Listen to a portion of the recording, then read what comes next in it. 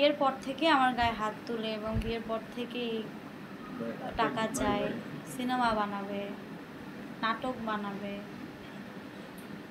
আর তার প্রচণ্ড পরিমাণে মানে সে ব্র্যান্ডের পাঞ্জাবি পরবে এই সেই, তা আমি এগুলো নর্মালি নিচ্ছি, এগুলো আমার কাছে অত সিরিয়াসলি আমি নেই না এই বিষয়টা আসলে।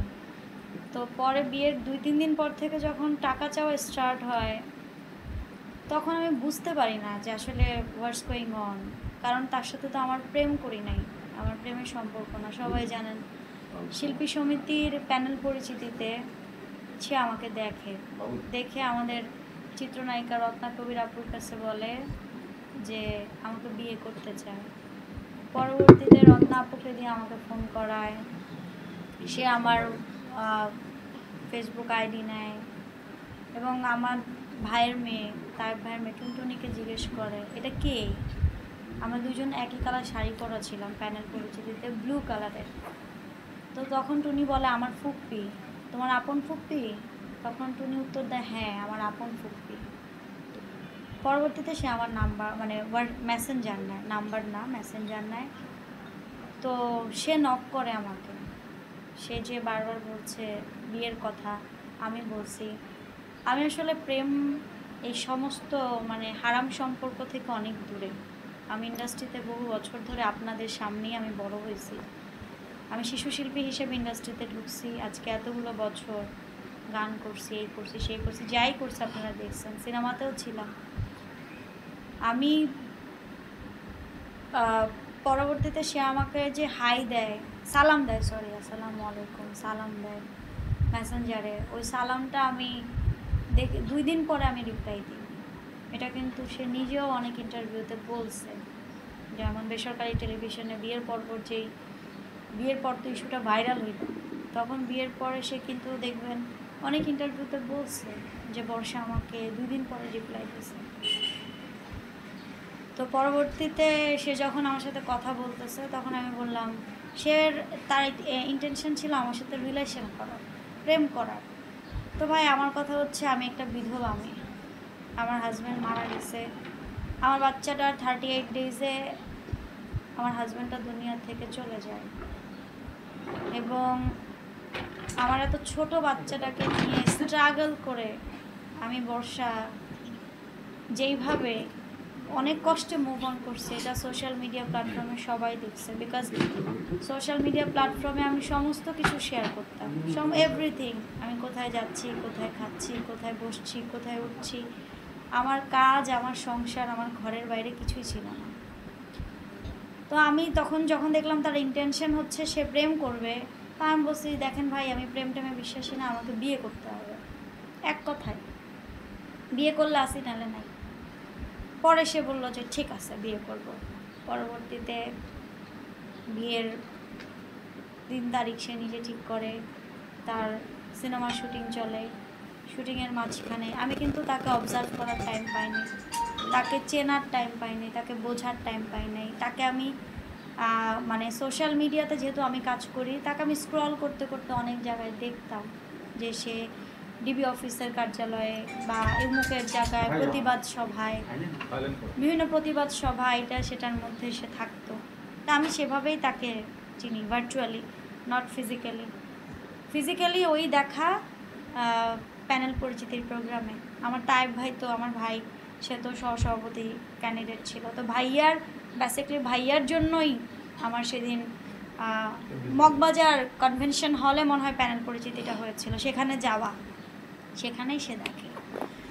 তো পরবর্তীতে সে বিয়ের ডেট করে 16 তারিখ, হ্যাঁ 17 তারিখ নকশিপল্লী নামে একটা মানে রিসোর্ট আছে, এটার ইনভাইটেশনও অনেকে পাইছে যে তো মানে ওকে দেওয়া হয়েছিল। তো নকশিপল্লী পুরো রিসোর্টটা বুক করা হয় বিয়ের জন্য এবং সে শুটিংয়ে থাকাকালীন বলে যে আমি তো শপিং করতে পারছি না। তার আগে বলি, তার আগে সে আমার ভাই দিয়ে তায়েব এবং আমার আরেকটা বোন আছে ইউকেতে, শান্তা আপু, তার সঙ্গে কথা বলে যে যেহেতু আমার বাবাটা অসুস্থ, আমার গার্ডিয়ান বলতে মা আছে কিন্তু ঢাকায় মানুষ, বুঝে না, একটু আগের মানুষ, চুপচাপ শান্তশিষ্ট। তো তায়েব ভাই তাকে প্রশ্ন করছিল রাসেল মিয়াকে বিয়ের আগেই, হ্যাঁ আপনি যে বিয়ে করবেন, এবং ইউকে থেকে বসে শান্তাপও প্রশ্ন করছিল আপনি যে বর্ষাকে বিয়ে করবেন কেন করবেন, বর্ষার 2টা বাচ্চা আছে, আপনি নাকি আনম্যারিড, তাহলে বিয়েটা কেন করবেন। তখন সেই এভিডেন্সটাও আছে তায়েব ভাইয়ের কাছে।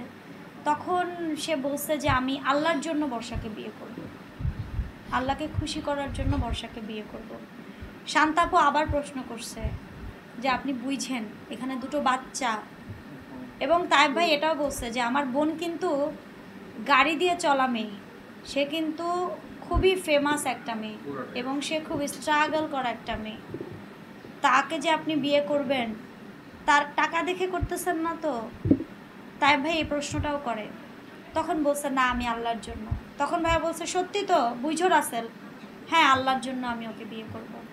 তখন ভাইয়া বলছে আলহামদুলিল্লাহ, তাহলে তো ভালো, একে বিধবা, তার উপরে ছোট সন্তানটা বাবা হারা, মেয়েটা একা লাইফ লিড করি, হ্যাঁ আত্মনির্ভরশীল, কিন্তু একা তো জীবনযাপন করি। তো ভাইয়া ভাবছে যে যাক আলহামদুলিল্লাহ, যে মানুষটা বারবার আল্লাহর নাম নেয়, আল্লাহর জন্য বিয়ে করবে, আল্লাহর জন্য বিয়ে করবে, আল্লাহকে খুশি করার জন্য বিয়ে করবে, বিভিন্ন টক শোতেও আছে দেখবেন, তাহলে মনে হয় আল্লাহর জন্যই বিয়ে করবে। তো ভাইয়া বলছে ঠিক আছে। ভাইয়া 2-4 জায়গায় খোঁজ নিছে, আপনারা ঠিক তাকে যেভাবে চিনেন ভার্চুয়ালে, সে খুব প্রতিবাদী, এই সেই, ব্যক্তিগতভাবে যারা চিনেন তারা হয়তো ওর আসল চরিত্র জানেন, কিন্তু ব্যক্তিগতভাবে যারা চিনেন না তারা তো বলতে পারবে না। তো ভাইয়া যাদেরকে ফোন দিচ্ছে তারা ব্যক্তিগতভাবে চিনেন না, তারা এফডিসি থেকে চিনে। তো তারা বলছে ভাইয়াকে যে হ্যাঁ ভালোই ছেলেটা। এখন আপনারাও তো জানতেন না যে তার আগে বিয়ে হয়েছিল 2000, আর তার 14 বছর আগে বিয়ে হয়েছে, সেই ঘরে একটা 11 বছরের ছেলে আছে, আপনারাও জানতেন না। ইভেন 2020 সালে নিঝুম সরকার নামে একজনের সাথে তার বিয়ে হয়েছে, যেটা গতকালকে রাতে প্রমাণ হয়েছে, সেটাও আপনারা জানতেন না। 2টা বিয়ে আপনারাই জানতেন না, তাইলে তায়েব ভাই কোত্থেকে জানবে বলেন। আজকেও একটা বের হয়েছে লিভ টুগেদার।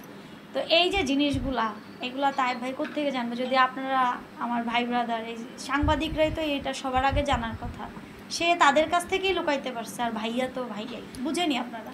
আর আমি তো একটা নগণ্য মানুষ, মানে একটা নারী, আমি কিভাবে এত সোর্স নিব। আর সে সেই সুযোগটা দেয় নাই। সে বলছে কি তার বাবা নাই, তার মা নাই, তার কেউ নাই দুনিয়াতে, সে এতিম। সে বলছে সে এতিম। তো এতিম হওয়ার কারণে আমার কিন্তু লাইট চলে গেছে।